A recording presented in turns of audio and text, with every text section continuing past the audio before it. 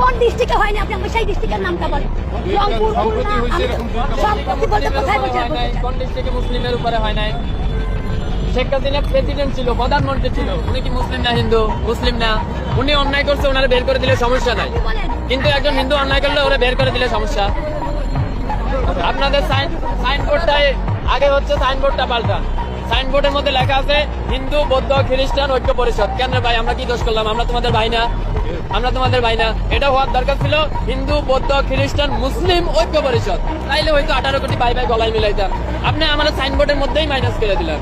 আবার আয়া এখানে বলতেছেন সংখ্যালঘু। এখন তো সংখ্যালঘু তিনজন একসাথে, আপনি তিনটে ধর্ম একসাথে, আপনি আমাকে মাইনাস করে দিলেন, মুসলিম মাইনাস করে দিলেন। এখন সংখ্যালঘু কে হইলো? এখন বাংলাদেশে স্বাধীনতা আছে, তার মানে আপনি যা খুশি বইলা যাবেন, যা খুশি বইলা যাবেন।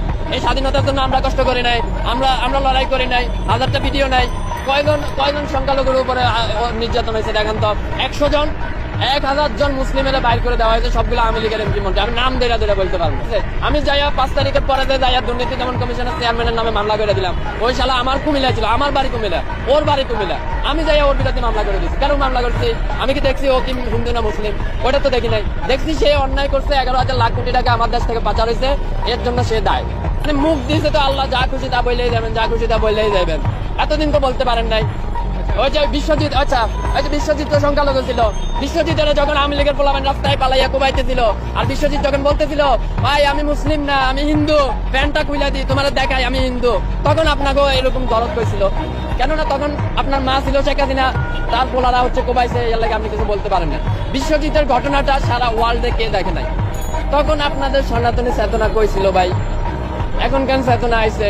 আরে ভাই 18 কোটি দেশের মধ্যে আমরাও তো মুসলিম, আমরাও তো তোমার ভাই, তুমি আমারে মাইনাস করে দিলা। এটা কোন ধরনের আবেগ হইলো, কোন ধরনের ভালোবাসা হইলো? এইভাবে করে তুমি ঐক্য করতে পারবা? আচ্ছা ঐক্য মানে কি? What is the meaning of the ঐক্য? ঐক্য মানে কি? Unity, right? তো ইউনিটি আপনি 3টা ধর্মের রিলিজিয়ন একসাথে নিয়ে আসলেন, আরেকটারে মাইনাস করলেন। What is that kind of unity? এটা কেমন ইউনিটি হইলো ভাই? এই যে লোকগুলো আসছে না, এটা ভাইরাল হওয়ার জন্য, আর কোনো নাথিং এলস দেয়ার, আর কোনো কিছুই না। কিন্তু আমরা একটু পালসাল বলি না। কেন বলি না? কেননা আমরা জুলাই থেকে আন্দোলন করে আসছি, প্রতিদিন আমরা রাস্তায় মরে গেছি। আমাদের ভাইরাল হওয়ার শখ নাই। কেন শখ নাই? কারণ আমরা মনে করি শালা 5 তারিখে তো মরে গেছি, আর ভাইরাল হবো ব্যাস খালাস। আইসে 2টা কথা কইয়া হ্যান তেন এসে যদি আমি ডাকসুতে কাজ করি, ডাকসুতে কাজ করি, এই মহিলা যদি মহিলা না হইয়া যদি ছেলে হইতো, মেজাজ তো রক্তে উঠে যাইতেছিল, মন চাইতেছে দইটা একটা আশা নাই।